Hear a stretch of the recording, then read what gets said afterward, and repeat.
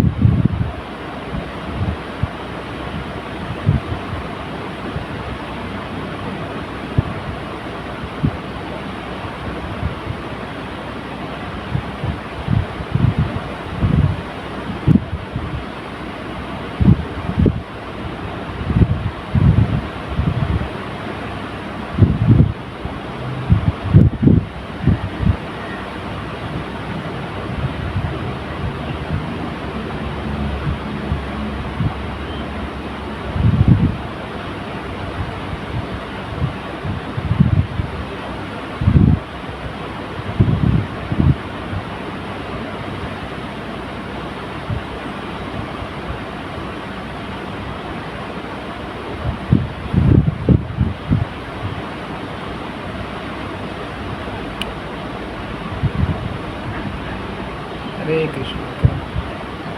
நன்றி மாதேஜி. ஹரே கிருஷ்ணா. ஓகே, வந்திருக்க பக்தர்கள் அனைவருக்கும் அடியனுடைய பணியமான வணக்கங்கள். இந்த மாலை பொழுதுல பகவத்கீதை வகுப்பு கேட்க வந்திருக்கிற அனைவருக்கும் மிக்க மிக்க நன்றி தெரிவித்துக் கொள்கிறேன். ஹரே கிருஷ்ணா. ஓகேங்களா, நம்ம தொடர்ந்து பகவத்கீதை வகுப்புக்கு நம்ம போகலாம். ஓகே, தொடர்ந்து நம்ம பகவத்கீதை 16வது அத்தியாயம் தெய்வீகம் மற்றும் அசுர இயல்புகள் அந்த அத்தியாயம் அந்த இதை படிச்சுட்டு வரோம். இந்த சாப்டர் படிச்சுட்டு வரோம். தொடர்ந்து இதுக்கு முன்னே பிரபுலாம் நிறைய விளக்கியிருக்கிறாங்க. பகவான் என்னென்ன சொன்னார், அர்ஜுனன்கிட்ட என்னென்ன பேசினார், அர்ஜுனன் என்னென்ன புரிஞ்சுக்கிட்டாரு, இதெல்லாம் பகவான் விளக்கியிருக்கிறாரு. இதுக்கு முன்னே தெய்வீக குணங்களை பற்றிலாம் பகவான் விளக்குனார். போன ஸ்லோகங்கள்லாம் பார்த்தீங்கன்னா பகவான் சொல்லியிருப்பார். அப்போ இந்த இதில் அசுர இயல்புகள்லாம் விளக்கிட்டு வர்றாரு பகவான். அப்போ நம்ம தொடர்ந்து ஸ்லோகத்துக்கு போகிறதுக்கு முன்னாடி போன ஸ்லோகத்தில் என்ன படித்தோம், பகவான் என்ன சொன்னார் தெரிஞ்சுக்கிட்டு அதுக்கப்புறம் நம்ம இன்றைக்கு உள்ள ஸ்லோகத்துக்கு நம்ம போகலாம். ஹரே கிருஷ்ணா. ஓகே, போன இதில் டெக்ஸ்ட் 8ல் என்ன சொன்னார்னாக்கா, அசத்யம் அப்ரதிஷ்டம் தே ஜகத் ஆக்ஷுர் அனீஸ்வரம் அபரஸ்பர சம்போதம் கிம் அந்யத் காம ஷஷ்துகம். அதாவது அவர்கள் இவ்வுலகம் பொய் என்றும் அஸ்திவாரம் இல்லாதது என்றும் கட்டுப்படுத்தும் கடவுள் எவரும் இல்லை என்றும் கூறுகின்றனர். காம இச்சையால் உண்டாக்கப்பட்டதாகவும் காமத்தை தவிர இதற்கு வேறு காரணமில்லை என்றும் அவர்கள் சொல்கின்றனர். அதாவது அசுரர்கள் அசுரர்கள் வந்து இந்த உலகம் வந்து காம இச்சையால் உண்டாக்கப்பட்டது அப்படி சொல்லிட்டு அசுரர்களுடைய அந்த அப்படின்னு அசுரர்கள் சொல்கிறாங்கன்னு பகவான் சொல்லியிருக்கிறாரு பாருங்க. இந்த உலகம் வந்து வெறும் காம இச்சையாலே உண்டாக்கப்பட்டது, இந்த உலகம் வந்து பொய்யானது, இது வந்து அப்படின்னு சொல்லிட்டு அசுரர்கள் சொல்கிறாங்க அப்படின்னு சொல்லியிருக்கிறாரு.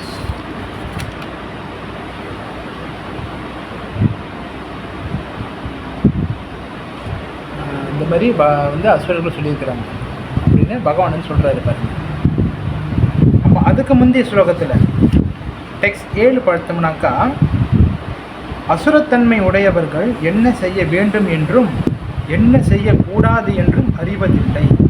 தூய்மையோ முறையான நடத்தையோ வாய்மையோ அவர்களில் காணப்படுவதில்லை. அசுரர்களோட தன்மை வந்து அவங்களுக்கு என்ன செய்யணும்னு தெரியாது, அவங்கக்கிட்ட சுத்தம் இருக்காது, முறையான நடத்தை இருக்காது. இதெல்லாம் வந்து அசுரர்களோட தன்மை அப்படின்னு சொல்லிட்டு சொல்கிறாரு.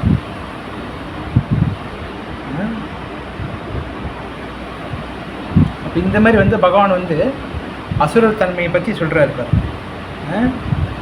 தெய்வீகமான குணங்கள் எப்படி இருப்பாங்கன்னு சொல்லிட்டு ஏற்கனவே பகவான் வந்து சொல்லியிருக்கிறாரு.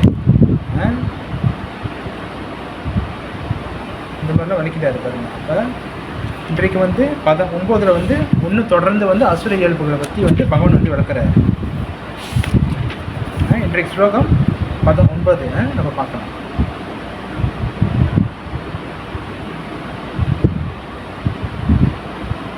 ஏதாம் திருஷ்டிம் அவஷ்டப்ய நஷ்டாத்மனோ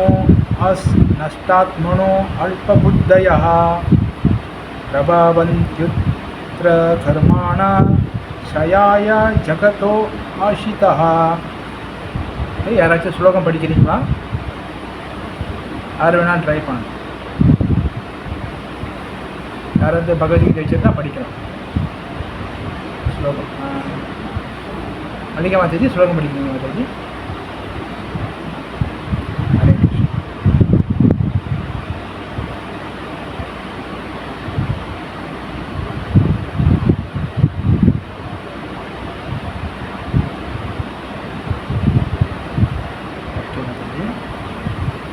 ஏதாம் இந்த திருஷ்டி பார்வையை அவஷ்டப்ய ஏற்றுக்கொண்டு நஷ்ட இழந்த ஆத்மானா தம்மை அல்ப புத்தையா சிற்றறிவு உடையோர் பிரபவந்தி வளர்கின்றனர். உக்கிர கர்மான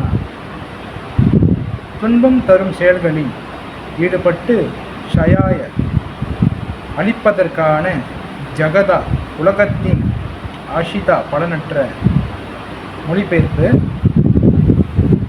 இத்தகைய முடிவுகளை பின்பற்றி அறிவில்லாதவர்களும் தம்மை இழந்தவர்களுமான அசுரர்கள் உலகத்தை அழிப்பதற்கான பலனற்ற கொடூரமான செயல்களில் ஈடுபடுகின்றனர். இங்கிலீஷில் ஸ்னேகா மாதாஜி படிச்சிருங்க மாதாஜி.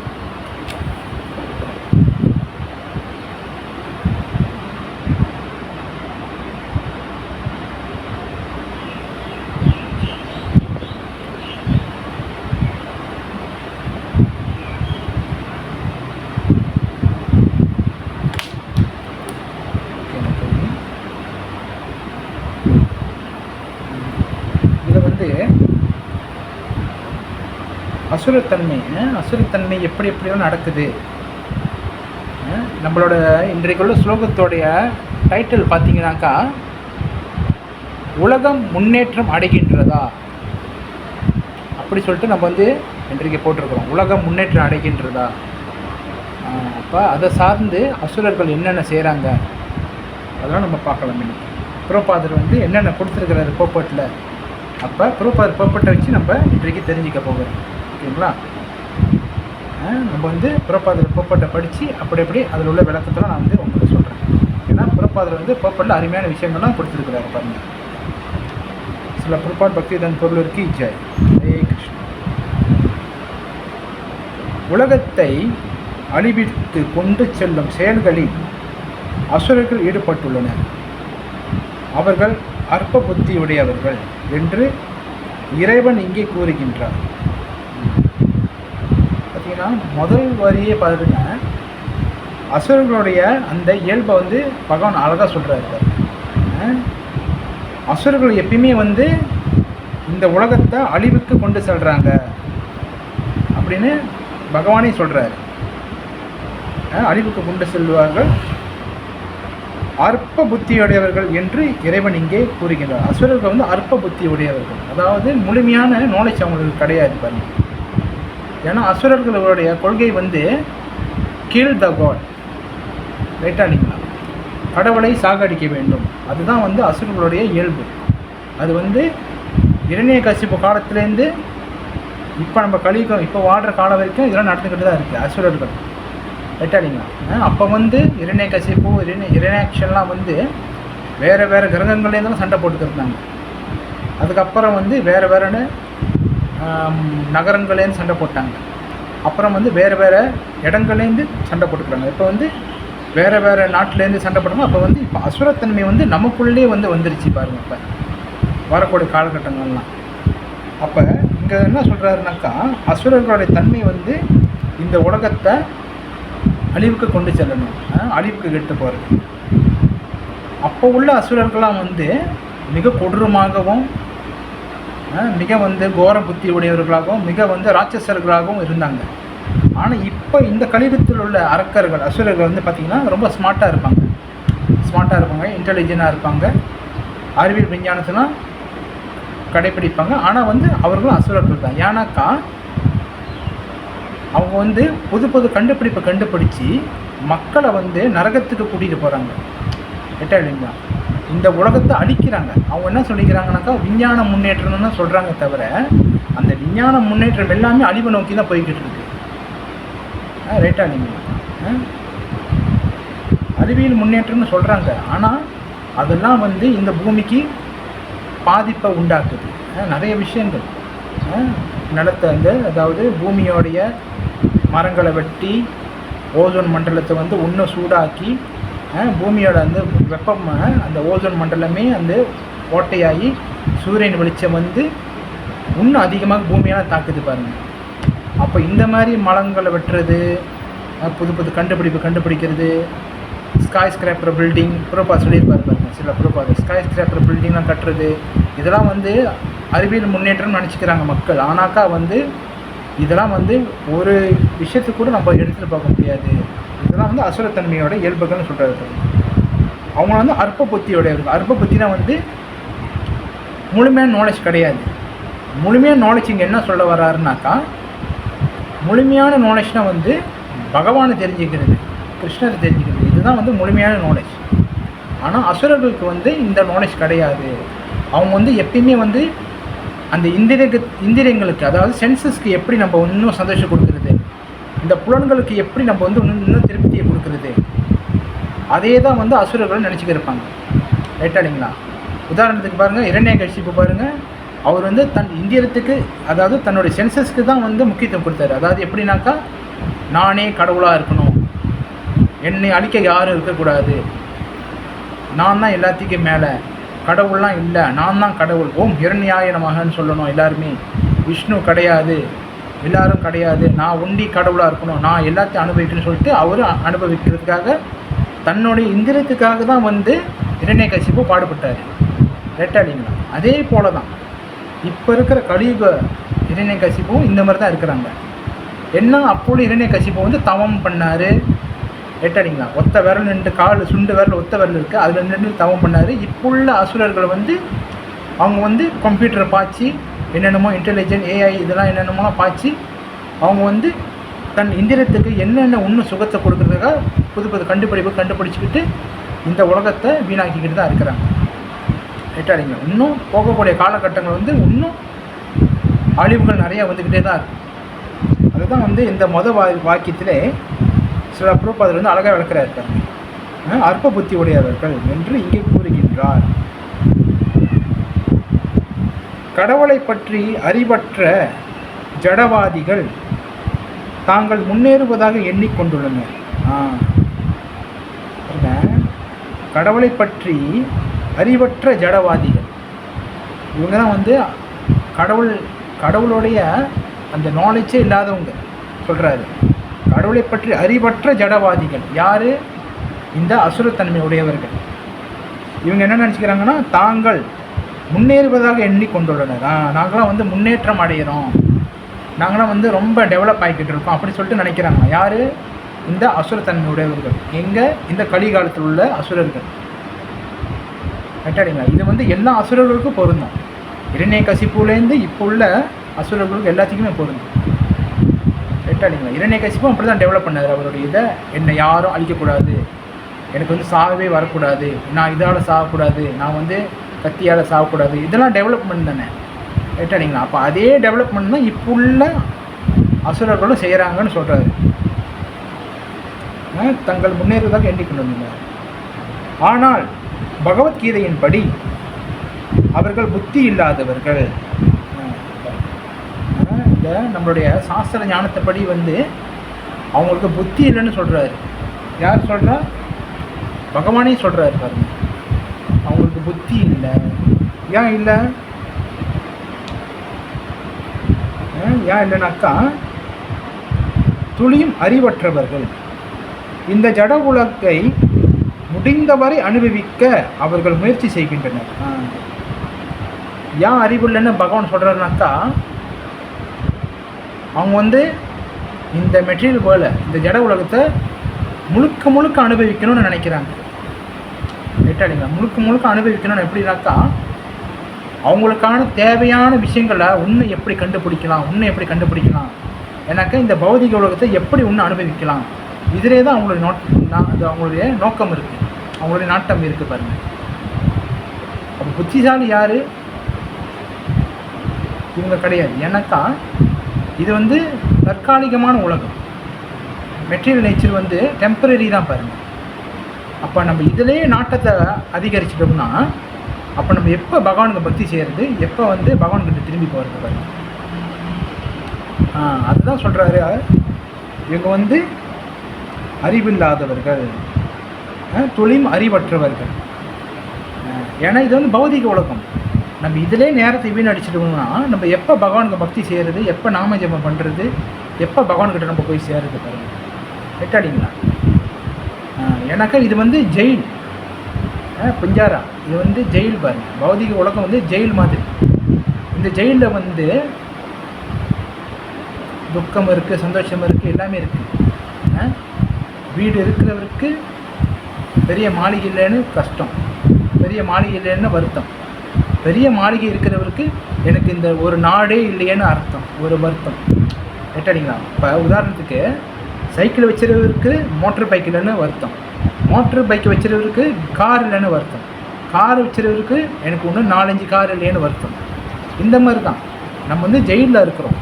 அப்போ ஜெயிலில் இருந்துக்கிட்டே நான் எனக்கு இது இல்லையே, அது இல்லையே, அது இல்லையேன்னு சொல்லிட்டு நம்ம இதிலே தான் இருக்கணுமே தவிர, அப்போ இதிலே நம்மளுடைய நோக்கம், நம்மளுடைய நாட்டம் எல்லாமே இதிலே நம்ம பயன்படுத்திட்டோம்னா அப்போ எப்படி நம்ம வந்து பகவான்கிட்ட திரும்பி போகிறது? அதனால தான் வந்து இந்த இடத்துல வந்து கிருஷ்ணர் சொல்கிறார், அறிவற்றவர்கள் இந்த அசுரர்கள். ஏன்னாக்கா அவங்க வந்து இந்த உலகத்தை முழுக்க முழுக்க பயன்படுத்த நினைக்கிறாங்க. முடியாது. ஏன்னா இது வந்து பகவானுடைய சொத்து, பகவானுக்கு உரியது. எல்லாமே வந்து பகவானுக்காக உள்ளது. ஈஷாவாஷம் இதம் சர்வம், பகவானுடைய சொத்து. அப்போ பகவானுடைய சொத்தை நம்ம வந்து பகவான்கிட்ட தான் பயன்படுத்தணுமே தவிர நம்ம சொந்த புலநிரும்பத்துக்கு நம்ம பயன்படுத்தக்கூடாது. அதனால தான் பக்தர்கள் வந்து எல்லாத்தையும் வந்து பகவான்கிட்ட ஒப்படைச்சிருவாங்க. ஏன்னா பகவான் நம்மளுக்காக கொடுத்துருக்கிறார். அப்போ அதை வந்து நம்ம திருப்பி பகவான்கிட்ட எப்படி நம்ம கைமாறு செய்கிறோம். அதான் வந்து பக்தர்களுக்கும் அசுரருக்கும் உள்ள வித்தியாசம். ரைட்டாடிங்க? இரண்யகசிப்பு பாருங்கள், நானே கடவுள்னு சொல்லி சொன்னார். ஆனால் பக்த பிரகலாதர் பாருங்கள், அப்பா நீங்கள் கடவுள் கிடையாது, பகவான் தான் கடவுள், பகவான் விஷ்ணு பரந்தாமன் கிருஷ்ணர் தான் கடவுள் அப்படின்னு சொன்னார். அப்போ பாருங்கள் அந்த அசுரத்தன்மை பாருங்கள். ஒரு சின்ன பையனை விட ஒரு அந்த அப்பாவுக்கு வந்து இந்த அளவுக்கு அந்த அசுரத்தன்மை இருக்குது பாருங்கள்.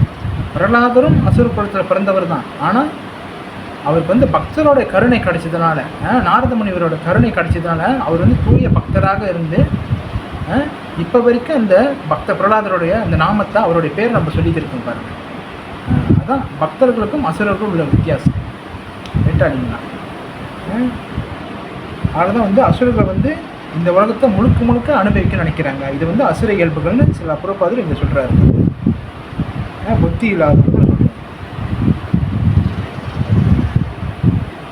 ஆதலால் புலனுகர்ச்சிக்காக ஏதேனும் ஒன்றை கண்டுபிடிப்பதில் அவர்கள் எப்பொழுதும் ஈடுபட்டுள்ளனர். முதல் சொன்ன மாதிரி தான் புலனுகர்ச்சிக்காக அசுரர்களை புலனுகர்ச்சிக்காகவே புது புது கண்டுபிடிப்பை கண்டுபிடிக்கிறாங்க. ஏதேனும் ஒன்றை கண்டுபிடிப்பதில் அவர்கள் எப்பொழுதும் ஈடுபட்டுள்ளனர். கேட்டாடிங்களா? இப்போ நீங்கள் பார்க்கலாம் நிறையா பாருங்கள். இப்போ நிறைய விஷயங்கள் வந்துருக்கு. ஏஐ வந்துருச்சு. ஏஐ விட அடுத்த என்னென்னமோலாம் இருக்கான். நிறைய விஷயங்கள் இன்னும் வரக்கூடிய காலகட்டத்தில் வரப்போகுது பாருங்கள். இதெல்லாம் புது புது கண்டுபிடிப்புகள். ஆனால் இதெல்லாம் கண்டுபிடிப்பாக இருந்தாலும், அறிவியல் முன்னேற்றமாக இருந்தாலும், அது சில தவறான சூழ்நிலைக்கு மக்களை கொண்டு போகும். ரைட்டா இல்லைங்களா? இல்லாததை ஒன்றை இருக்கிற மாதிரி காட்டுது பாருங்க ஏஐ. ரைட்டா இல்லைங்களா? இல்லாத ஒன்றை, நடக்காத ஒன்றை நடந்த மாதிரியே செஞ்சு வைக்கிறாங்கல்ல, அதுதான் காலப்போக்கில் விபரீதமாக மாறக்கூடியது. இதுதான் அசுர இயல்புகளால் கண்டுபிடிக்கப்படக்கூடிய விஷயங்கள். இப்போ 2026 இந்த மாதிரி இருக்குன்னா பார்த்துங்க, 4026, 5026, 926 என்ன மாதிரியான ஒரு அறிவியல் முன்னேற்றம் அடைஞ்சு எப்படிலாம் இன்னும் கண்டுபிடிப்புலாம் வந்திருக்குன்னு நம்மளால் யோசிக்கவே முடியாது பாருங்கள். இட்டாலிங்களா? 2026 இந்த ஆட்டம் நடந்துட்டு இருக்கு. பார்த்துங்க, இன்னும் வரக்கூடிய காலகட்டங்கள்லாம் இது வெறும் கலியுகத்தில் ஆரம்பம் மட்டும்தான். இது இப்போ நம்ம இருக்கிறது ரைட்டாடிங்களா? 4,32,000 வருஷம் மொத்த கலியுகத்தோட ஆயுள் காலம். 4,32,000 வருஷம். இன்னும் நம்ம மகாபிரபுலேருந்து கணக்கு பண்ணிங்கனாக்கா, அதாவது குருஷேத்திர போர் முடிஞ்சதுலேருந்து 5,500 சம்திங் தான் நம்ம கடந்திருக்கிறோம். 5,000 கிட்ட தான் ப்ளஸ் அவ்வளோதான் நம்ம கடந்திருக்கிறோம். ரைட்டா இல்லைங்களா? இன்னும் 4,32,000, இன்னும் 1,00,000 நம்ம கடக்கலை பாருங்கள். பார்த்துங்க, இன்னும் எவ்வளோ இன்னும் காலகட்டம் இருக்குது பாருங்கள். அப்போ இப்பயே இந்த மாதிரியான குண்டு போடுறது, இப்போ பாருங்கள் இடையில பாருங்கள் எவ்வளோ போராக நடந்துருந்துச்சு. இன்னும் நடக்குதுன்னு நினைக்கிறேன், இன்னும் ஸ்டீல் இருக்குதுன்னு நினைக்கிறேன். அப்போ இப்பயே இந்த மாதிரியான சூழ்நிலைலாம் இருக்குது. அப்போ இன்னும் வரக்கூடிய காலகட்டங்களில் அசுரர்களோட ஆதிக்கம் இன்னும் அதிகமாகிடும், நிறையா அதிகமாகிடும். அப்போ என்னென்ன செய்வாங்கன்னு சொல்லிட்டு நம்ம யூகிக்கவே முடியாது. அதனால தான் அசுரர்கள் புதுசாக தன்னை முன்னேற்றத்துக்காக பல விஷயங்களை கண்டுபிடிக்கிறாங்க. இதெல்லாம் மக்களை அழிவு பாதைக்கு கூட்டிகிட்டு போகுதுன்னு சாஸ்திரங்கள் விளக்கப்படுகிறாங்க. இத்தகைய பௌதிக கண்டுபிடிப்புகள் மனித சமூகத்தின் முன்னேற்றமாக கருதப்படுகின்றன. ஆனால் அவற்றின் விளைவு மக்கள் மென்மேலும் வன்முறையாளர்களாகவும் கொடூரமானவர்களாகவும் வளர்க்கின்றன. மனித சமூகத்தின் முன்னேற்றமாக கருதப்படுகிறது. என்னது? இத்தகைய பௌதிக கண்டுபிடிப்புகள். இப்போ அவங்களாம் கண்டுபிடிக்கிறாங்கன்னா இதெல்லாம் மனித சமூகத்தின் முன்னேற்றம்னு கண்டுபிடிக்கிறாங்கன்னு சொல்கிறாங்க. ஆனால் அவற்றின் விளைவு, அதோட விளைவு சொல்கிறாரு பாருங்க, மக்கள் மென்மேலும் வன்முறையாளர்களாகவும் கொடூரமானவர்களாகவும் வளர்க்கின்றது. எஸ், இந்த கண்டுபிடிப்புலாம் இன்னும் மென்மேலும் மக்களை அவங்க கொடூரமானவர்களாக தான் ஆக்கிட்டு போகுது. அறிவியல் முன்னேற்றம்னு சொல்லி மக்களுடைய மைண்டை கட்டி போட்டுடுறாங்கன்னு அர்த்தம். அதாவது முன்னெல்லாம் பார்த்தீங்கன்னாக்கா அந்த காலங்களில் நம்ம உடல் உழைப்பு நிறைய இருந்துச்சு. உடல் உழைப்பு நிறைய வேலைகள்லாம் செஞ்சோம். இந்த வேலைகள்லாம் உடல் உழைப்பை வச்சு செஞ்சாங்க, ரொம்ப காலம் வாழ்ந்தாங்க. இப்போ பாருங்கள் எல்லாமே ஸ்மார்ட்டாக கொண்டு வந்துட்டாங்க. இப்போ ஃபோன்லேயே எல்லாத்தையும் அடக்கிட்டாங்க. ரைட்டாடிங்க? இப்போ நம்ம உதாரணத்துக்கு வெளிநாடுகள்லாம் இருக்குது, இங்கேயும் இருக்குன்னு நினைக்கிறேன், மலேசியாவில் கூட இருக்குது. இப்போ நம்ம ஃபேன் சுவிட்சு போடணும்னா நம்ம ஏஞ்சி போய் தட்டுவோம், ஏஞ்சி போய் சுவிட்சை தட்டுவோம். ஆனால் இப்போ ஃபோன்லேயே அந்த ஃபேனோட ரிமோட் சென்சர்லாம் கொடுத்துட்டாங்க. ஃபோன்லேருந்து உட்காந்த இடத்துல தட்டலாம் சுவிட்சை. பாருங்கள், அப்போ அந்த கொஞ்ச நேரம் கூட நடக்கக்கூடாதுன்னு சொல்லிட்டு அந்த மாதிரி டிசைனில் இப்போ வந்துருச்சு பாருங்கள். இதெல்லாம் விஞ்ஞான முன்னேற்றம் தான். ஆனால் மக்களுக்கு அழிவும் கொடுக்குது. ரைட்டா இல்லைங்க? இப்போ நிறைய விஷயங்கள் இந்த மாதிரி வந்துக்குது. அப்போ இதுதான் மக்களை வந்து கொடூரமானவர்களாக வன்முறையாக்கணும் ஆக்குது அப்படின்னு சொல்கிறாங்க. மக்களை வந்து அந்த மைண்டை வந்து யோசிக்க முடியாத அளவுக்கு செஞ்சுருவாங்க. ஏன்னாக்கா முன்ன உள்ள காலகட்டத்துக்குள்ள இப்போ நம்ம வந்து சாஸ்திரத்தில் வந்து நம்ம ஏதாச்சும் விஷயங்கள் தேடணுன்னாக்கா அப்போ வந்து வியாசதேவர் வந்து புக் எழுதினாரு பாருங்க. வியாசதேவர் தான் வந்து எல்லா சாஸ்திரத்தையும் எழுத்து வடிவில் பதிச்சு வச்சார். அப்போ அவர் பதிச்சு வச்சதுனால நம்ம வந்து இப்போ ஈஸியாக வந்து ஸ்மார்ட் ஃபோன் வராத முன்னுக்கு நம்ம வந்து புத்தகங்களை தேடி கண்டுபிடிச்சிக்கிறோம். இப்போ வந்து ஸ்மார்ட் ஃபோன் வந்துருச்சு பாருங்கள். எல்லாமே புக்கை பார்க்குறது இல்லை, இப்போ எல்லாமே ஃபோனுக்குள்ளே வந்துருச்சு. பாகவதம் ஃபோனுக்குள்ளே வந்துருச்சு, பகவத்கீதை ஃபோனுக்குள்ளே வந்துருச்சு, சைத்தன்ய சரிதாமிர்தம் ஃபோனுக்குள்ளே வந்துருச்சு, நிறையா விஷயங்கள் ஃபோனுக்குள்ளே வந்துருச்சு.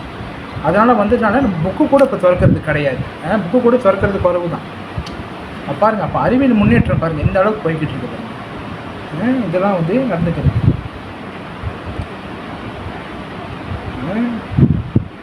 மிருகங்களிடமும் இதர மனிதர்களிடமும் கொடூரமாக நடந்து கொள்கின்றனர். அசுரத்தன்மை உடையவர்கள் வந்து மிருகங்கள்கிட்டையும் மனிதர்கள்கிட்டையும் ரொம்ப கொடூரமான தன்மை நடந்துக்கிறாங்க. அது எப்படின்னாக்கா மாமிசத்தை, அதாவது மிருகங்களை, வாயில்லாத ஜீவன்களை வந்து துன்புறுத்தி அதை கொலை பண்ணி சமைச்சு சாப்பிட்றது.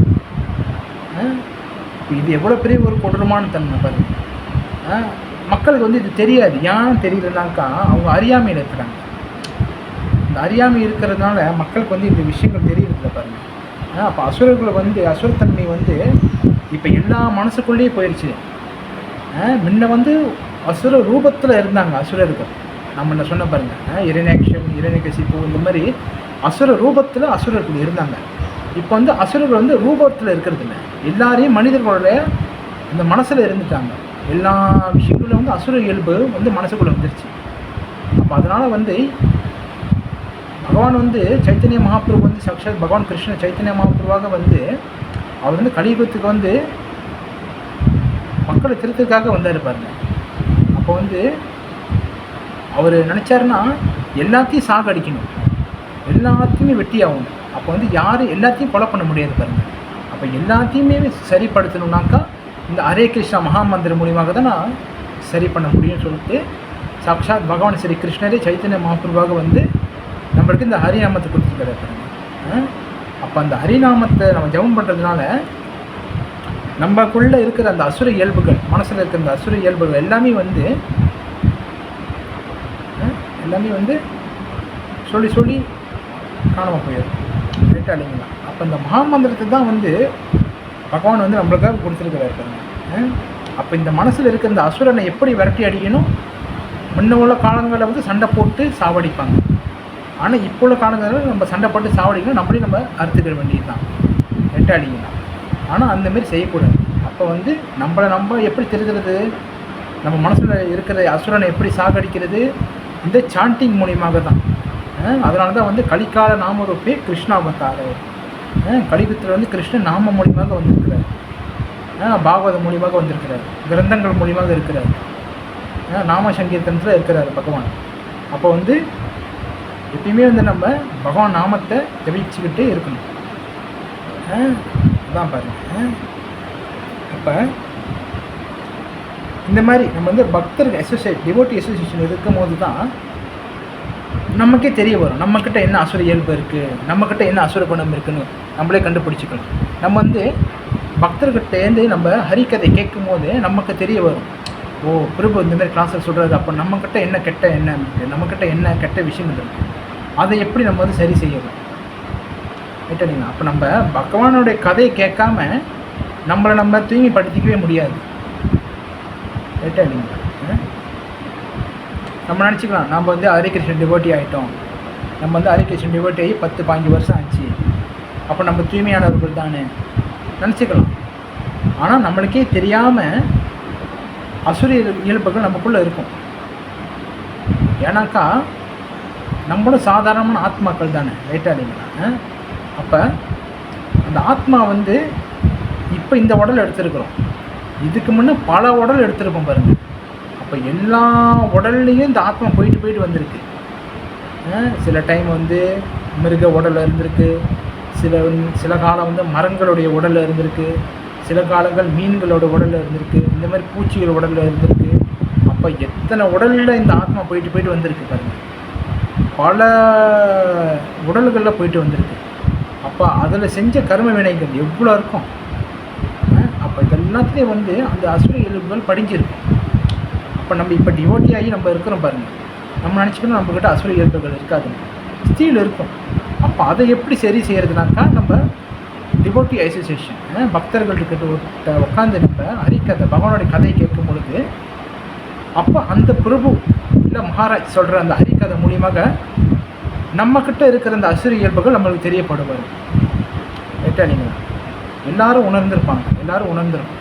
இப்போ ஒரு மகாராஜ் கிளாஸ் கொடுக்குறாருனாக்கா அந்த மகாராஜ் கிளாஸ் கொடுக்குற போது அவர் சொல்கிற ஒவ்வொரு விஷயங்கள் அதுலேருந்து நம்ம வந்து தெரிஞ்சுக்குவோம் பாருங்கள். ஓ, இப்போ மகாராஜ் இது சொல்கிறாரு, ஓகே நம்மக்கிட்ட இந்த கெட்ட எண்ணம் இருக்குது, கெட்ட விஷயம் இருக்குது, இதை நம்ம எப்படி சரி செய்யறது. ஒரு தூய்மையான பக்தர் வர்றாரு, மூத்த பக்தர் வர்றாரு, அவர் கிளாஸ் கொடுக்குறாரு. அப்போ இந்த பிரபு சொல்கிறதுலேருந்து நம்ம என்ன விஷயத்தை கற்றுக்கணும், அவர் சொல்கிற விஷயத்தில் நம்ம எப்படி நம்மளோட அசுர இயல்புகளை நம்ம எப்படி வெளியாக்கலாம். அதில் தான் வந்து டிவோட்டி அசோசியேஷன் ரொம்ப ரொம்ப முக்கியம்னு சாஸ்திரங்களில் ஆச்சாரியர்கள் சொல்கிறாங்க. அப்போ இந்த மாதிரி டிவோட்டிஸ் கூட அசோசியேட் பண்ணும்போது தான் நம்மளுடைய அந்த கெட்ட விஷயங்கள் என்னென்ன இருக்குன்னு நம்மளுக்கு தெரிய வரும் பாருங்கள். கரெக்டாக இல்லைங்களா? அதனால தான் வந்து ஹரிக்கதை வந்து ரொம்ப ரொம்ப முக்கியம். ஹரிக்கதைனா கிருஷ்ணனுடைய விஷயங்களை பற்றி பேசுகிறது. கிருஷ்ணனுடைய விஷயங்களை வந்து பக்தர்களுக்கு நம்ம சொல்கிறது. இப்போ நம்ம பகவானுடைய பற்றி நம்ம சொல்லும் போது பேசுகிறவங்களும் தூய்மையாகிறாங்க, கேட்குறவங்களும் தூய்மையாகிறாங்க. அவங்க மட்டும் தூய்மையாகாமல் சுற்றி இருக்கிற சில சில பூச்சிகள், பள்ளி, இந்த மாதிரி கர்ம பூச்சிலாம் இருக்கும் பாருங்க சில டைமிங்லாம். அப்போ இதுங்களுக்கும் வந்து பகவானுடைய பாக்கியம் போய் சேருது. அப்போ இதனால தான் வந்து பகவான் விஷயத்தை நம்ம பேசும்பொழுது எல்லாருக்குமே நன்மை உண்டாகுது. அது வந்து குறிப்பிட்ட நபரை மட்டும் போய் சாராது, எல்லாத்துக்குமே போய் சேரும். எங்கெங்க அந்த விஷயம் எவ்வளோ தூரத்துக்கு போதோ, பகவானோட விஷயம் எவ்வளோ தூரத்துக்கு போதோ எல்லாருமே நன்மை அடைவாங்க. அதனால தான் வந்து சைத்தன்ய மகாபிரபு வந்து ஹரிநாமத்தை எல்லா இடங்களுக்கும் கொண்டு போய் சேர்க்கணும்னு சொன்னார் பாருங்க. இல்லைங்களா? பகவான் வந்து சைத்தன்ய மகாபிரபு வந்து அவர் இறங்கி வந்து கொடுத்துருக்கிறாரு பாருங்க நம்மளுக்காக. சாட்சாத் பரம்பொருள் பகவான், சுயம் பகவான், இந்த ஆன்மீக லோகத்தில் இருக்கக்கூடிய பகவான் அவரே இறங்கி வராரு பாருங்க. இறங்கி வந்து வீழ்ச்சி அடைஞ்சு நம்மள மாதிரி ஆத்மாக்களுக்கு பகவானே நாமத்தை தராரு. இந்த ஹரே கிருஷ்ண மகாமந்திரம் வந்து ஏற்கனவே டிவோட்டிஸ்லாம் சொல்லியிருப்பாங்க. இது வந்து ஆன்மீகத்தில் உள்ள மந்திரம். அங்கே வந்து ஆன்மீக லோகத்தில் இருக்கிறவங்களுக்கு அவங்களோட உடலுக்குள்ளேயே அந்த மகாமந்திரம் ஓடிக்கி இருக்குமா பாருங்க. அந்த ஆன்மீக லோகத்தில் இருக்கிறாங்கள பக்தர்கள், அவங்க வந்து அவங்களுடைய உடம்புக்குள்ளேயே இந்த ஹரே கிருஷ்ண மகாமந்திரம் ஓடுமா. புரியுதுங்களா? அந்த மாதிரியான ஒரு பொக்கிஷமான விஷயம். அப்போ அந்த பொக்கிஷமான விஷயத்தை வந்து மகாபிரபு சாட்சாத் பகவானே இறங்கி வந்து இந்த மாதிரி வீழ்ச்சடைய ஆத்மாக்களுக்கு கொடுத்துருக்காரு பாருங்க. அப்போ எவ்வளோ பெரிய ஒரு பொக்கிஷமான ஒரு விஷயம் பாருங்க இந்த மகாமந்திரம். அப்போ இது நம்ம சொல்கிறதுனாலேயே நம்மக்கிட்ட இருக்கிறது அந்த அசுர இயல்புகள், இந்த அசுர இயல்புகள் வந்து ஸ்லோலி குறைய ஆரம்பிக்கும். ரைட்டாடிங்களா? எனக்கு இது பௌதிக உலகம், எதுவுமே வந்து உடனே நடந்துடாது, டைம் எடுத்து அது வந்து எல்லாமே சரியாகும். ஆனால் நம்ம எவ்வளோ முயற்சி போடுறோம் அதை பொறுத்து இருக்கு. ரைட்டாடிங்களா? நம்ம எவ்வளோ முயற்சி போடுறோமோ அந்த அளவுக்கு நம்ம வந்து முன்னேற்றம் அடைய முடியும். தொடர்ந்து நம்ம பார்க்கலாம். அப்போ அசுரர்களை வந்து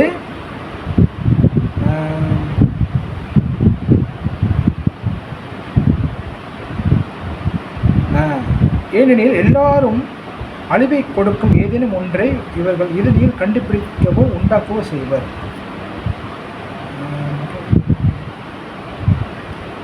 மிருகவதை அசுர மக்களிடையே மிகவும் பரவலாக காணப்படுகின்றது. இத்தகு மக்கள் உலகின் எதிரிகளாக கருதப்படுகின்றனர்.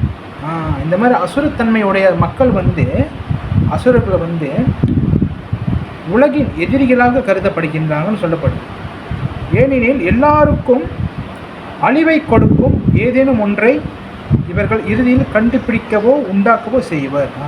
சொன்ன மாதிரி தான் மக்களுக்கு தீமை விளைவிக்கிறதாக ஒரு விஷயத்தை இந்த அசுரர்களை செஞ்சு கொண்டே தான் இருப்பாங்க. மக்களுக்கு என்னென்ன விஷயங்கள் அழிவு கொடுக்கணுமோ அந்தந்த விஷயங்களை மக்கள் அந்த அசுரர்கள் செஞ்சுக்கிட்டே தான் இருப்பாங்க. உதாரணத்துக்கு பாருங்க, ஒரு விஷயம் இருக்கு. அசுரத்தன்மையில் உள்ளவங்க வந்து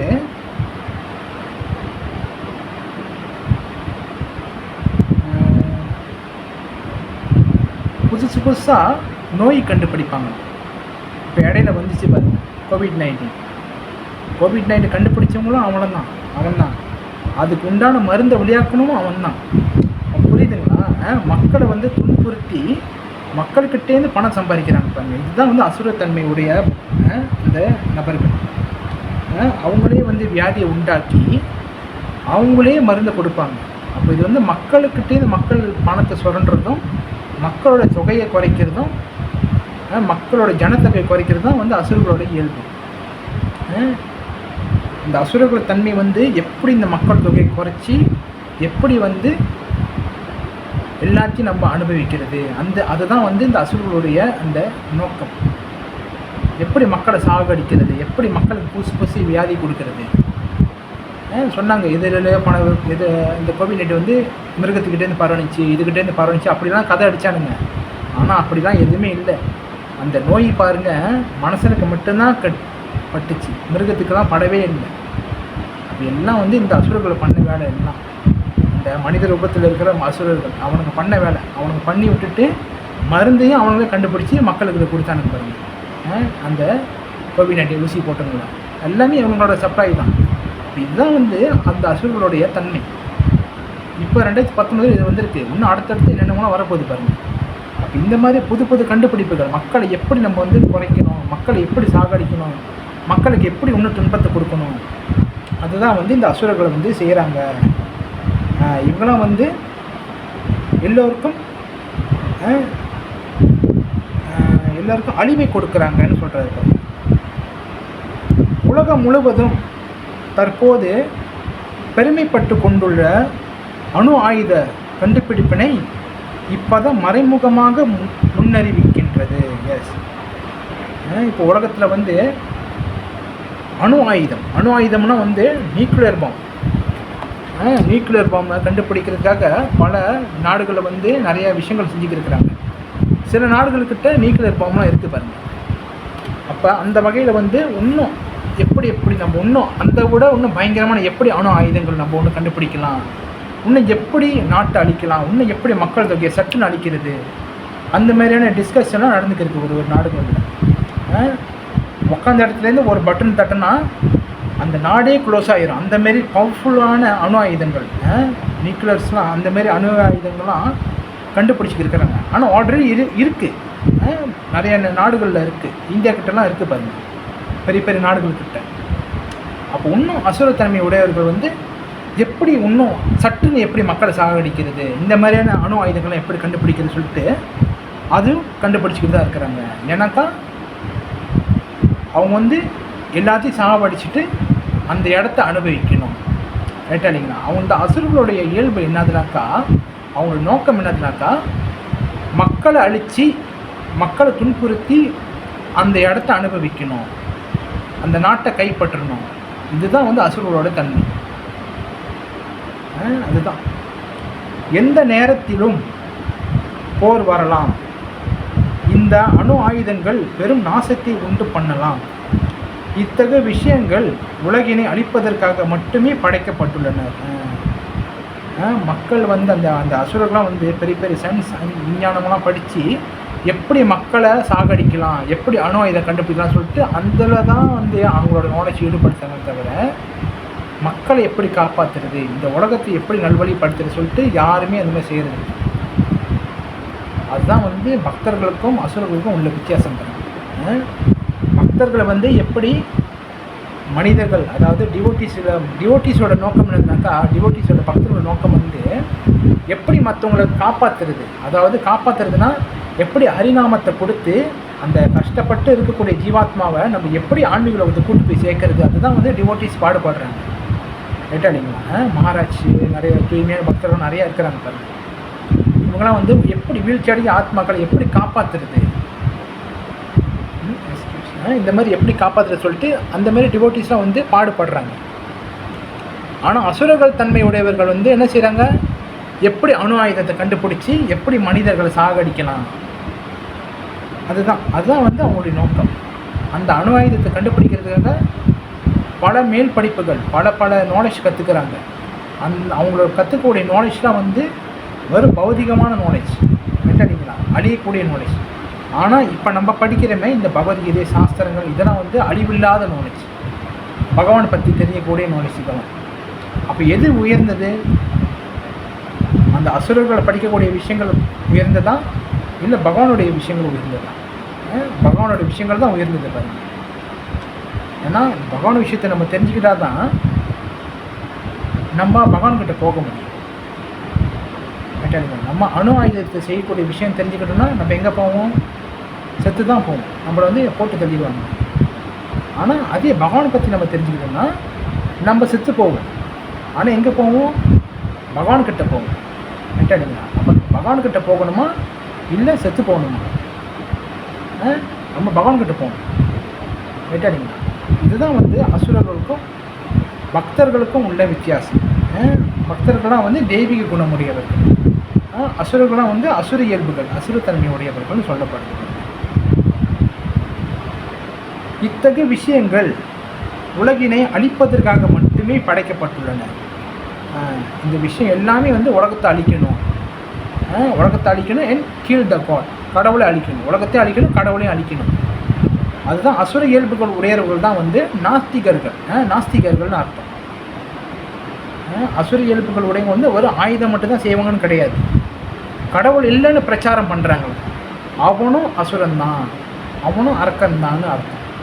இப்போ கலியுகத்து இப்போ நம்ம பார்த்தீங்கன்னா எவ்வளோ பேர் இருக்கிறாங்க, கடவுள் இல்லை, இந்த இயற்கை வந்து சொந்தமாக உருவானுச்சு, இது வந்து ஒரு பிக் பேங் தியோரி, இது வந்து இந்த உலகம் வந்து ஒரு வெடிப்பால் உண்டானது, ஒரு கல்லும் இடித்து அதில் உண்டானது தான் இந்த பூமி, அப்படிலாம் சொல்லிக்கிட்டு இருக்கிறாங்க. அது ரைட்டாக இல்லைங்க? அதான் வந்து நாஸ்திகர்கள். இவனுங்களும் வந்து அரக்கர்கள் தான், எனக்கு கடவுள் இல்லைன்னு சொல்கிறானுங்க. அப்போ அந்த அளவுக்கு அந்த அசுர இயல்பு அவனுங்களை மறைச்சிருக்குன்னு பாருங்கள். ரைட்டாக இல்லைங்களா? கடவுள் இல்லைன்னு சொல்கிறான்னா அப்போ அவனுடைய அந்த நாலேஜ் எந்த அளவுக்கு மறைச்சிருக்குன்னு பாருங்கள்.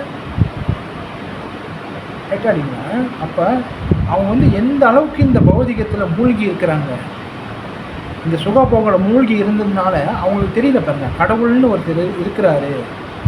இப்போ நம்ம பார்க்குற பொருள்களுக்கெல்லாம் உருவம் இருக்குது, கடவுளுக்கு உருவம் இருக்காது அப்படின்னு சொல்கிறவங்களாம் இருக்கிறாங்க. கடவுள் இருக்கிறாரு ஆனால் கடவுளுக்கு உருவம் இல்லைன்னு சொல்கிறவங்களாம் இருக்கிறாங்க. இவங்களும் வந்து நாஸ்திகர்கள் தான் ஏறத்தாழ. ரைட்டாக இல்லைங்களா? பகவான் படைச்ச பொருள்களுக்கு உருவம் இருக்குன்னா எப்படி பகவானுக்கு உருவம் இல்லாமல் போகும்? அதுதான் வந்து அசுரர்களுக்கும் இயல்புகளுக்கும் அசுரர்களுக்கும் பக்தர்களுக்கும் உள்ள வித்தியாசம் பாருங்கள். இறையுணர்வு இல்லாததால் மனித சமூகத்தில் இத்தகைய ஆயுதங்கள் கண்டுபிடிக்கப்படுகின்றன. இவை உலக அமைதிக்காகவோ வளமைக்காகவோ அல்ல. அப்போ இறை உணர்வு, கடவுள் நாலேஜ், காட் கான்ஷியஸ்னஸ் இல்லாதனால மனித சமுதாயம் வந்து இந்த மாதிரி கீழ்த்தரமான விஷயங்களுக்கு போகுது. ஆனால் இந்த கீழ்த்தரமான விஷயத்தை வந்து அவங்க வந்து விஞ்ஞான முன்னேற்றம்னு சொல்லி நினைக்கிறாங்க. நாங்கள் வந்து எஜுகேட்டடாக ஆகிட்டோம் அப்படி சொல்லிட்டு நினைக்கிறாங்க. கிடையாது, நீங்கள் எஜுகேட்டடாக ஆகிட்டீங்க அப்படி நினச்சிக்கிறீங்க, ஆனால் அதோட பின் விளைவு வந்து தெரியல உங்களுக்கு. இப்போ யார் சிறந்தவர்னாக்கா எளிமையாக வாழ்ந்து உயர்ந்த சிந்தனையிலிருந்து பகவான் பற்றி தெரிஞ்சுக்கிறவங்க, அவங்க உண்மையான புத்திசாலி. அப்போ பணக்காரனாக இருக்கிற டிவோட்டிஸ்லாம் உயர்ந்தவங்க இல்லையா? இருக்குது, அவங்களும் நல்லவங்க தான். இப்போ பணக்காரங்களாம் இருக்கிறாங்க, டிவோட்டிஸ்லாம் இருக்கிறாங்க. அப்போ அவங்க வந்து மேனேஜ் பண்ணுறாங்க பாருங்கள், எப்படி நம்ம இந்த பணத்தை வந்து பகவான் சேவையில் ஈடுபடுத்துறது. இதுதான் வந்து டிவோட்டிஸ்க்கான அர்த்தம். பக்தர்களுக்கான அறிவியல் இப்படி தான் இருக்கும். அப்போ அசுரர்களை வந்து அவங்க சொன்ன மாதிரி பல விஷயங்கள் வந்து மக்களை அழிக்கிறதுக்காகவே கண்டுபிடிப்பாங்க. ஏன்னாக்கா அவங்களோட முழுக்க நாலேஜ் வந்து இந்த பௌதிகத்திலே மாட்டிக்கிச்சு. இந்த பௌதிக உலகத்தை எப்படி இன்னும் அனுபவிக்கிறது அப்படி சொல்லிட்டு அவங்க வந்து நிறைய விஷயங்களில் வந்து அவங்க வந்து இந்த மாதிரி ஈடுபடுறாங்கன்னு சொல்லப்படுத்துறாங்க. சரிங்களா? அப்போ இன்றைக்கு நம்ம பேசின விஷயங்கள் வந்து இந்த ஸ்லோகத்திலேருந்து என்ன நம்ம தெரிஞ்சுக்கிட்டோம்னாக்கா, அசுரர்களை வந்து நம்ம மனசுக்குள்ளே இருக்கிறாங்க. முன்ன வந்து வேறு கிரகங்களில் இருந்தாங்க, வேறு ரூபங்களில் இருந்தாங்க. இப்போ வந்து அசுரர்களை வந்து நம்ம மனசுக்குள்ளே இருக்கிறாங்க. அது மட்டும் இல்லாமல் விஞ்ஞான முன்னேற்றம் சொல்லிட்டு இருக்கிற அந்த நபர்களும் அசுரர்கள் தான். ஏன்னாக்கா அவங்க வந்து புதுசாக கண்டுபிடிச்சி மக்களுக்கு வந்து துன்பத்தையே கொடுக்குறாங்க. இதனால் வந்து மக்களுக்கு பாதிப்பு உண்டாகுது. அது மட்டும் இல்லாமல் நம்ம பூமிக்கும் பாதிப்பு உண்டாகுது. அது மட்டும் இல்லாமல் அணு ஆயுதங்கள்லாம் கண்டுபிடிக்கிறாங்க. என்னத்துக்கு அணு ஆயுதம் கண்டுபிடிக்கிறாங்க? மக்களை எப்படி அழிக்கிறது, மக்களை எப்படி அழித்து இன்னும் எப்படி நம்ம வந்து இந்த இடத்த அவங்களுடைய நாட்டை நம்ம கைப்பற்றி எப்படி இன்னும் என்ஜாய் பண்ணுறது, இந்த சென்சஸ்க்கு எப்படி இன்னும் என்ஜாய் கொடுக்குறது அப்படின்னு சொல்லிட்டு அசுரர்களுடைய தன்மையாக இருக்குது பாருங்கள். இதுதான் வந்து அசுரர்களுடைய தன்மை. இன்னும் வந்து அடுத்தடுத்து வந்து ஸ்லோகங்களில் பகவான் வந்து விளக்குறாரு பாருங்க. அப்போ நம்ம வந்து இன்றைக்கு வந்து இந்த ஸ்லோகத்தை முடிச்சுட்டு நம்ம வந்து தொடர்ந்து வந்து நம்ம ஆச்சாரியார், அதாவது ஒரு பக்தரை பற்றி நம்ம தெரிஞ்சுக்குவோம். இன்றைக்கி எப்போதுமே நம்ம வந்து பகவத்கீதை வந்து பேசி முடிஞ்சோடனே நம்ம வந்து பக்தரை பற்றி தெரிஞ்சுக்கணும். அதே போல் இன்றைக்கும் பக்தரை பற்றி பேசுகிறது வந்து ரொம்ப சால சிறந்ததான விஷயமாக இருக்குது பாருங்க. அப்போ நம்ம வந்து ஒரு பக்தரை பற்றி நம்ம தெரிஞ்சுக்கலாம். இன்றைக்கி ஏன்னாக்கா எந்த அளவுக்கு நம்ம வந்து பகவானை பற்றி பேசுகிறோமோ அந்த அளவுக்கு வந்து நம்ம பக்தரை பற்றி தெரிஞ்சுக்கிறது ரொம்ப சிறந்த விஷயமாக இருக்குது பாருங்க. இப்போ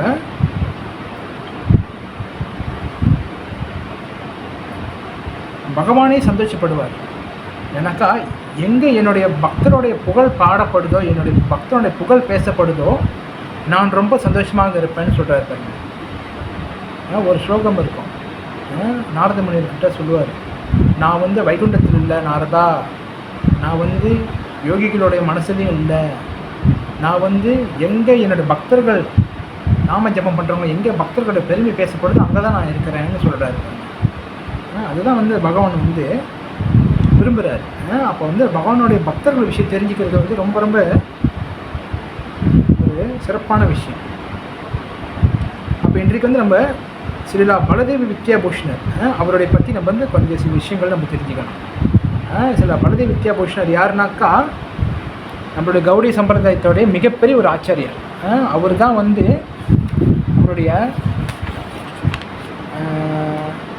நம்மளுடைய கோவிந்த பாஷ்யத்துக்கு விளக்க உரை எழுதினவர் அவர் தான். நம்மளோட பகவத்கீதையில் முன்னுக்கு பார்த்தீங்கன்னாக்கா சில பிரபுபாதர் வந்து சொல்லியிருப்பார், சமர்ப்பணம் வேதாந்த தத்துவத்திற்கு கோவிந்த பாஷ்யம் எனும் அருமையான விளக்குவரை வழங்கியவர் பலதேவ வித்யாபூஷணர் சமர்ப்பணம் அப்படி சொல்லிட்டு முன்னுக்கு பேச்சில் கொடுத்துருப்பார். நீங்கள் எல்லோரும் பார்க்கலாம், பகவத்கீதை திறந்தீங்கன்னாக்கா இந்த இடத்துல முன்னுக்கு இருக்கும் பாரு, இது சரியாக தெரியுதா, முன்னுக்கு போட்டிருப்பார், அதை நீங்கள் பார்க்கலாம். ஏன்னாக்கா பலதேவ வித்யாபூஷணர் தான் வந்து நம்ம கௌடிய சம்பிரதாயத்துக்கு ஒரு அங்கீகாரம் கொடுத்தவர். நம்ம கௌடிய வைஷ்ணவத்துக்கு ஒரு பெருமை சேர்த்தவர் பலதேவ வித்யாபூஷணர். அப்போ அவருடைய சிறப்புகளை நம்ம வந்து கொஞ்சம் தெரிஞ்சுக்கணும். சில பலதேவ வித்யாபூஷணர் ஸ்ரீ கோவிந்ததாசர், அதாவது 1600களில் ஒரிசாவின் ரெமுனா அருகே தோன்றினார். ஒரிசாவில் ரெமுனா என்கின்ற ஒரு பகுதியில் வந்து அவர் பிறந்தார். தனது இளமை காலத்தில் அவர் சமஸ்கிருத இலக்கணம், கவிதை மற்றும் தர்க்கத்தில் தேர்ச்சி பெற்றார். சின்ன வயசுலே வந்து நல்லா சமஸ்கிருத ஸ்காலர் அவர். அது மட்டும் இல்லாமல் நிறையா பிரார்த்தனைகள் கவிதைகள்லாம் ரொம்ப தேர்ச்சி பெற்றவர். சங்கரர் மற்றும் மத்வரின் உரைகளை கவனமாக படித்த பிறகு அவர் ஸ்ரீபாத மத்வாச்சாரியரின் தத்துவவாதி சீட பரம்பரையில் தீட்சை பெற்றார். இந்த மாதிரி சங்கராச்சாரியார் மத்வாச்சாரியார் இவங்களுடைய அடிச்சுவர்களை பின்பற்றி அவர் மத்வாச்சாரியரின் தத்துவவாதி சீட பரம்பரையில் தீட்சை பெற்றார். அதாவது மத்வாச்சாரியர் வழியில் வரக்கூடிய சீடர்கிட்ட அவர் தீட்சை பெற்றார்னு சொல்லப்படுது. பலதேவ் வித்யாபூஷணர் ஒரு திக் விஜய் பண்டிதராக எல்லா எதிரிகளையும் வெல்பவராக ஆனார். திக் விஜய் பண்டித்னா எப்படிப்பட்ட கேள்வி கேட்டாலும் பதில் சொல்லக்கூடியவர். அந்த மாதிரியான ஒரு திறமைசாலியாக இருந்தார். யார்? பலதேவ் வித்யாபூஷணர். எல்லா எதிரிகளையும் வெல்பவர் ஆனார் மற்றும் புனித தலங்களுக்கு செல்ல தொடங்கினார். அது மட்டும் இல்லாமல் அவர் எல்லா பகவானுடைய புனித தலங்களுக்கும் சென்றார். எங்கெங்கே பகவானுடைய புகழ் பாடப்படுதோ அங்கே எல்லாத்தையும் அவர் பரிக்கிரமம் போகிறாருன்னு சொல்லப்படுகிறாங்க. அவர் சென்ற இடமெல்லாம் உள்ளூர் மனிதர்கள், அறிஞர்கள் மற்றும் சன்னியாசிகளை தோற்கடித்தார். அங்கே அவர் எங்கெங்கெல்லாம் போகிறாரோ யார் அங்கெல்லாம் தர்க்கம் செய்கிறாங்களோ, அதாவது பகவானை பற்றி அந்த தர்க்கம்னு சொல்லுவாங்க, அதெல்லாம் பேசுகிறவங்க எல்லாத்தையுமே அவர் ஜெயிச்சுட்டு வந்தார், எல்லாத்துலேயும் அவர் ஜெயிச்சார் அப்படின்னு சொல்லப்படுது. ஜெகநாத் பூரியில் அவர் ஸ்ரீ ராதா தாமோதர கோஸ்வாமியிடம் ஸ்ரீ கிருஷ்ண சைத்தன்யாவின் மிக சிறந்த தத்துவத்தை கற்றுக்கொண்டார். அவர் பூரி ஜெகநாதரில் பூரி ஜெகநாத் கிட்ட ராதா தாமோதர கோஸ்வாமியின் அவர்கிட்ட மகாபிரபுவோடைய தத்துவத்தை கற்றுக்கிட்டாருன்னு சொல்லப்படுது. ஸ்ரீ கிருஷ்ண சைத்தன்யாவின் மிகச்சிறந்த தத்துவத்தை கற்றுக்கொண்டார். மேலும் கௌடிய வைஷ்ணவத்திற்கு மாறிய பிறகு தீட்சை எடுத்தார். பிருந்தாவனத்தில் ஸ்ரீலா விஸ்வநாத சக்கரவர்த்தி தாக்குராவிடம் ஸ்ரீமத் பாகவதத்தை படித்து ராதா ஷியாம சுந்தரர் வெளிப்பட்டார். அவர் பிருந்தாவனத்தில் ஸ்ரீலா விஸ்வநாத் சக்கரவர்த்தி தாக்கூர் அவர்கிட்ட ஸ்ரீமத் பாகவதத்தை கற்றுக்கிட்டு ராதா ஷியாம சுந்தர வழிபட்டார்னு சொல்லப்படுகிறார். கிபி 1706 மகாபிரபுவின் இயக்கத்தின் நம்பகத்தன்மையை நிலைநாட்டுவதற்காக விஸ்வநாத சக்கரவர்த்தி தாக்கூர் அவரை குல்டாவிற்கு ராஜஸ்தானில் உள்ள ஜெய்ப்பூருக்கு அருகில் அனுப்பினார். அதாவது இந்த மகாபிரபுவோடைய இயக்கத்தை, இந்த கௌடி வைஷ்ணவத்தை பரப்புறதுக்காக நீங்கள் ஜெய்ப்பூருக்கு போகணும். அதாவது மகாபிரபு வரப்போகிறாரு இதுக்கப்புறம். அப்போ மகாபிரபுவோடைய அந்த விஷயத்தை பரப்புறதுக்காக அதுக்கு ஒரு கௌடி வைஷ்ணவத்துக்கு ஒரு அந்த அங்கீகாரம், அதாவது அந்த பாஷ்யத்தை எழுதுறதுக்காக நீங்கள் ராஜஸ்தானுக்கு போகணும்னு சொல்லிட்டு அவர் யார் பலதேவ் வித்யாபூஷணரை அனுப்புகிறாங்க. இங்கே ராஜஸ்தானுக்கு போகிறாரு. அங்குள்ள உள்ளூர் ராமநந்திகள் ஸ்ரீ வைஷ்ணவர்களின் ஒரு பிரிவு. அவங்க ஸ்ரீ வைஷ்ணவர்கள் சேர்ந்தவங்களாக இருக்கிறாங்க. வங்காள வைஷ்ணவர்களிடம் வேதாந்த சூத்திரத்திற்கான உரை இல்லாததால் கோவிந்தாஜியை வழிபட அவர்களுக்கு உரிமை இல்லை என்று கூறி வந்தனர். அதாவது ஸ்ரீ வைஷ்ணவ் அப்போ உங்களுக்கு பாஷ்யம் இல்லாதனால, அதாவது உங்கள் கௌடி வைஷ்ணவத்துக்கு அந்த அங்கீகாரம் இல்லாதனால நீங்கள் கோவிந்தஜியை நீங்கள் வழிபட முடியாது அப்படி சொல்லிட்டு அவங்க புறக்கணிச்சிடுறாங்கன்னு சொல்லப்படுகிறாங்க. அப்போ கோவிந்தஜியே பலதேவ வித்யாபூஷணருக்கு கோவிந்த பாஷ்யத்தை, அதாவது வேதாந்தத்தின் வைஷ்ணவ விளக்கத்தை நேரடியாக வெளிப்படுத்தினார். அந்த கதை ரொம்ப ரொம்ப அருமையான ஒரு கதை. அந்த கோவிந்தஜி, அதாவது சாட்சாத் பகவானே அந்த பகவான் பலதேவ வித்யாபூஷணருக்கு அவரே எழுதி அந்த பகவான் சைன் வச்சுருப்பார் பாருங்க. கிருஷ்ணருடைய சைன் அதில் இருக்கும். அந்த மாதிரி பகவானே ரெக்கமெண்ட் பண்ணுது நம்மளுடைய கௌடி வைஷ்ணவத்தை பாருங்க. முன்ன ஸ்ரீ வைஷ்ணவர்களாக நாங்கள் தான் பெருசுன்னு சொல்லிக்கிருந்தாங்க. அதாவது எங்களுக்கு மீறி யாரும் கிடையாதுங்க, எங்களுக்கு மேலே உயர்ந்து யாரும் இல்லைன்னு. ஆனால் அதுக்கப்புறம் கௌடி வைஷ்ணவத்தை நிலைநாட்டுறது பகவானோட அனுகிரகத்தால் பலதேவ வித்யாபூஷணர் நம்ம கௌடி வைஷ்ணவத்தை தூக்கி நிப்பாட்டினாருன்னு சொல்லப்படுது. நேரடியாக வெளிப்படுத்தினார். அதை பயன்படுத்தி பலதேவர் கௌடிய வைஷ்ணவத்தை ஒரு சுதந்திரமான தத்துவமாக ஜடமாக நிறுவினார். கௌடிய வைஷ்ணவத்தை வந்து அவர் நிலைநிறுத்தினார் சொல்லப்படுது. ஜெய்ப்பூரில் கோவிந்தாஜியின் சேவையில் பெங்காலி வைஷ்ணவர்களை மீண்டும் சேர்த்து கொண்டார். கோவிந்த பாஷ்யம் என்பது வேதாந்த சூத்திரத்தின் ஒரே பக்தி விளக்கமாகும். எஸ், அந்த சொன்ன மாதிரி அதை காட்டணுன்னு கோவிந்த பாஷ்யத்துக்கு வந்து அந்த விளக்க உரை கொடுத்தது வந்து நம்ம பலதேவ வித்யாபூஷணர் அப்படின்னு சொல்லப்படுது.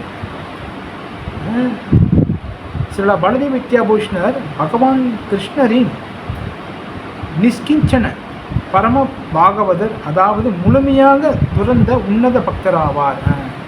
நிஷ்கிஞ்சனானா வந்து பகவானை தவிர்த்து வேறு எதையுமே தெரியாதவர். அந்த மாதிரி ஒரு தூய்மையான பக்தராக பகவான்கிட்ட சரணடைஞ்சி சேவை செஞ்சாருன்னு சொல்லப்படுகிறது. அவருடைய 24க்கும் மேற்பட்ட நூல்களும் உரைகளும் ஆயிரக்கணக்கான வைஷ்ணவர்கள் கிருஷ்ண உணர்வின் உன்னத தத்துவத்தையும் 6 கோஸ்வாமிகளின் அந்தரங்க எழுத்துக்களையும் புரிந்து கொள்ள உதவியுள்ளன. பலதேவ வித்யாபூஷன் எழுதின புஸ்தகங்களை வந்து நம்மளுடைய சத்கோஸ்வாமி 6 கோஸ்வாமி இருக்கிறாங்களோ அவங்களுடைய புஸ்தகத்தை புரிஞ்சுக்கிறதுக்கு உதவிச்சு அப்படின்னு சொல்கிறாங்க. அவர் பொய்யான கௌரவம் அற்றவராக இருந்ததால் தனது பிறப்பு, பெற்றோர், பரம்பரை, தனிப்பட்ட வாழ்க்கை பற்றி ஒருபோதும் எழுதியதில்லை. எஸ், அவர் வந்து தன்னுடைய ஃபேமிலி பற்றி வந்து எதுலையுமே வந்து அவர் வந்து எழுதுனது கிடையாதுன்னு சொல்கிறாரு. நான் எங்கே பிறந்தேன், என்னுடைய பேக்ரவுண்ட் என்ன அப்படி சொல்லிட்டு அவர் வந்து எதுலையுமே எழுதலையும். அவர் வந்து முழுக்க பகவானை பற்றியே தான் வந்து எழுதியிருக்கிறாருன்னு சொல்லப்படுது. ஸ்ரீ பக்தி வினோத தாக்கூரின் நவதீப தாம மகாத்மியத்தின் படி சைத்தன்ய லீலையில் பலதேவ வித்யாபூஷணர் ஸ்ரீ சர்வபௌம பட்டாச்சாரியரின் மைத்துனரான ஸ்ரீ கோபிநாத ஆச்சாரியராக இருக்கிறார். சைத்தன்ய சரிதாமிர்த லீலைப்படி பலதேவ வித்யாபூஷணர் வந்து ஸ்ரீ சர்வபௌம பட்டாச்சாரியரின் மைத்துனராக ஸ்ரீ கோபிநாத ஆச்சாரியராக இருக்கிறார். அதாவது இந்த மாதிரி பலதேவ வித்யாபூஷணர் வந்து கௌரங்க மகாபிரபு லீலையில் வந்து சர்வபௌம பட்டாச்சாரியருக்கு வந்து அவர் வந்து மைத்துனராக கோபிநாத் ஆச்சாரியராக இருக்கிறார்னு சொல்லப்படுது. பிரஜத்தில் அவர் ஸ்ரீ ராதையின் நித்திய தேவியான ரத்னாவளி தேவியாக பணியாற்றுகிறார். அதாவது இப்போ ஆன்மீக லோகத்தில் கோலோக விருந்தாவனத்தில் வந்து அவர் வந்து என்னவா இருக்கிறார்னாக்கா ஸ்ரீமதி ராதாராணியின் நித்திய தேவியான ரத்னாவளி தேவியாக பணியாற்றுகிறார். இப்போ வந்து அவர் ஆன்மீக லோகத்தில் கோலோக விருந்தாவனத்தில் ரத்னாவளி தேவியாக இருக்கிறாரு. அங்கேருந்து பகவானுக்கு ஸ்ரீ ராதாகிருஷ்ணருக்கு சேவை செய்கிறாரு. யார்? நம்ம ஆச்சாரியர் பலதேவ வித்யாபூஷணர் அப்படின்னு சொல்லப்பட்டிருக்கு. ஜெய் ஸ்ரீ பலதேவ வித்யாபூஷணருக்கு ஜெய், ஆச்சாரிய தாக்கூருக்கு ஜெய், வைஷ்ணவ தாக்கூருக்கு ஜெய். தாய் கௌர பிரேமந்தே ஹரி ஹரி ஓம் தட்ஸ். ஓகே, நம்ம வந்து இன்றைக்கு பகவத்கீதையில் வந்து அசுர இயல்புகள் பற்றி தெரிஞ்சுக்கிட்டோம். அது மட்டும் இல்லாமல் பக்தருடைய வந்து விஷயத்தில் வந்து பலதேவ வித்யாபூஷணர் அவர் எப்படிப்பட்ட தூய்மையான பக்தராக இருந்தாலும் சொல்லி நம்ம தெரிஞ்சுக்கிட்டோம். அவருடைய விஷயங்கள் நம்ம சிலவற்றை படித்து பார்த்தோம். ஓகேங்களா? ஹரே கிருஷ்ணா. ஸ்ரீமத் பகவத்கீதா கி ஜெய். ஹரே கிருஷ்ணா. ஏதாவது கேள்விகள் இருந்தால் கேட்கலாம். ஹரே கிருஷ்ணா.